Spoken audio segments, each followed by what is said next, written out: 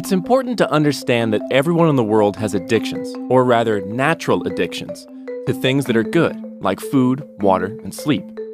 These natural addictions are important for our health and survival, and without them, we would not hunger or crave the things we need to survive. Now, we aren't exactly born with these natural addictions. Our body creates them. Let's look at an example. When you bite into an apple, your brain says, "Yum." Your brain recognizes that this apple is good for you. It has nutrition, vitamins, and gives your body the energy it needs to survive. Whenever the brain recognizes something that's good, it releases a chemical called dopamine. Dopamine causes you to experience pleasure. It's what makes you feel good, like when biting into an apple. The brain releases this dopamine in order to teach the body that this is healthy and good for your survival, and that it should remember to do it again. Now, there are other things we do that can release the pleasurable dopamine, like playing video games, exercising, or reading a good book. However, the amount of dopamine released during these activities is less than what's released when we eat food. The brain does this so it can recognize which is more important. So if you go 2 days without reading a book, or 2 days without eating food, your body is going to crave the food over the book. As such, your brain creates what's called a hierarchy of survival, which ranks how important each of these things is to your survival. Now, there are some things that will not cause the release of dopamine, like eating soap or punching yourself in the face. The brain knows that these things are not good and therefore does not release the pleasurable dopamine because your brain does not want you to do it again.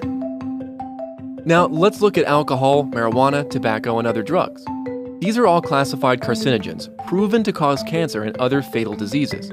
Now, your brain should recognize that these things are harmful to your body. However, these substances have special chemical characteristics that fool the brain into releasing dopamine, oftentimes in much greater amounts than the body has ever experienced before. Because of this, the body is fooled into thinking that these things are good and important, sometimes even more important than food, water, or sleep, and consequently hijacks the #1 spot in your survival hierarchy. So now, if you go 2 days without eating or 2 days without drinking alcohol, your body will actually crave the alcohol over the food. This is an extreme case of addiction, where the person addicted believes that they will die if they don't get it. The severity of the addiction depends on where the alcohol or drug lies within your hierarchy of survival, and can increase even with casual use. Research shows that people under the age of 21 are at the highest risk of having their survival hierarchy hijacked. Why? Because their brains are still growing and developing and are hypersensitive to false shocks of dopamine caused by these harmful substances. By 21, the brain is more fully developed and mature, and the survival hierarchy becomes more permanent and less susceptible to getting hijacked.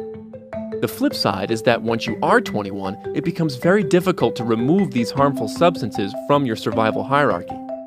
Studies show that 9 out of 10 people who currently struggle with addiction started drinking, smoking, or using before the age of 21.